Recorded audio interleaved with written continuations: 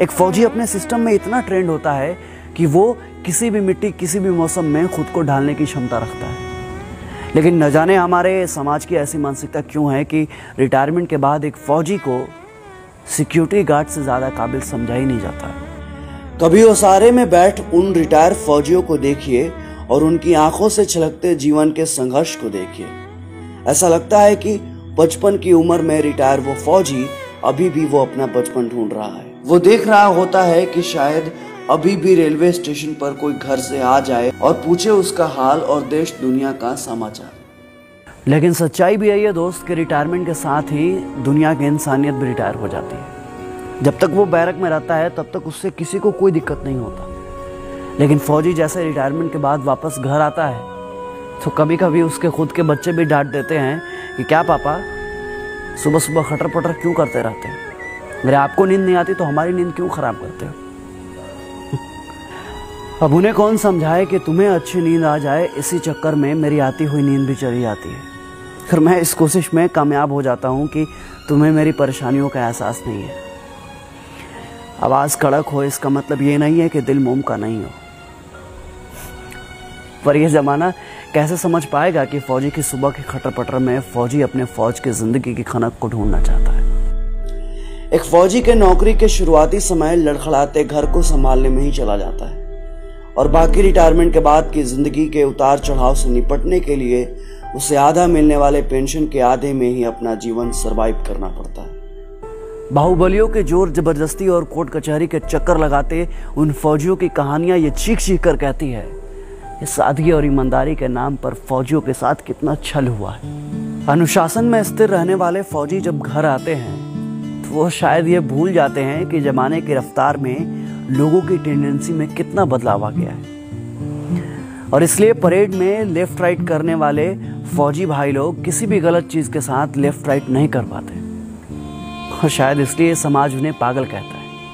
हाँ, फौजी लोग ना पागल होता है और उनके पागलपन का अंदाज आप नहीं लगा सकते, क्योंकि वो उनका पागलपन ही है जो कठिन से कठिन परिस्थितियों में भी वो कभी दो तरफा नहीं सोचते। और ये पागलपन और जुनून चाहिए एक फौजी को, क्योंकि सियाचिन, द्रास और कार्निक जैसे जगहों पर आम इंसान नहीं बल्कि एक जुनूनी फौजी ही सरवाइव कर पाता है।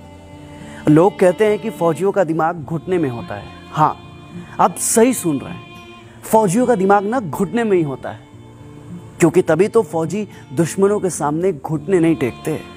और एक बात और, ज्यादा दिमाग वाले लोग ना सिर्फ मच्छरदानी ही संभाल सकते हैं, दुश्मन का मोर्चा नहीं। फौजियों के पास दिमाग नहीं होता तभी तो वो -30 डिग्री सेल्सियस पर भी प्लस माइनस नहीं सोचते। एसी में रहकर जैसलमेर की गर्मी आप नहीं समझ पाएंगे साहब, और आप दिमाग की बात करते हैं। फौजी की जिंदगी में अनुशासन, ईमानदारी और अपने खून पसीने की कमाई का आत्मसम्मान उसके अंदर कूट कूट कर भरा होता है।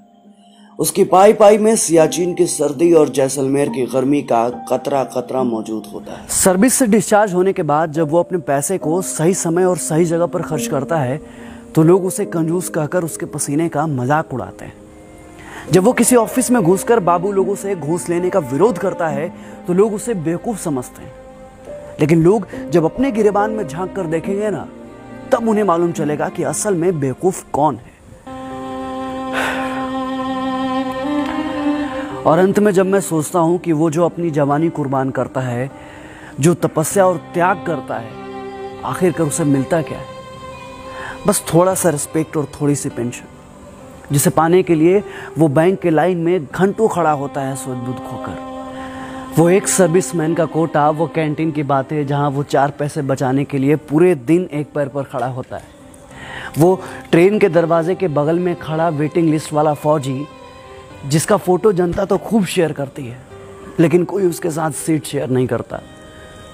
कहते हैं ना दोस्त कि जिंदगी को कम समय में जीना हो तो फौजी बनिए, क्योंकि देश के लिए दीवानापन दिल से फौजी बनने के बाद ही आता है। बातें तो खूब होती है 15 अगस्त और 26 जनवरी के दिन। लोगों में देशभक्ति का ज्वार उठता है जो कुछ ही दिन बाद भाटा की तरह शांत हो जाता है।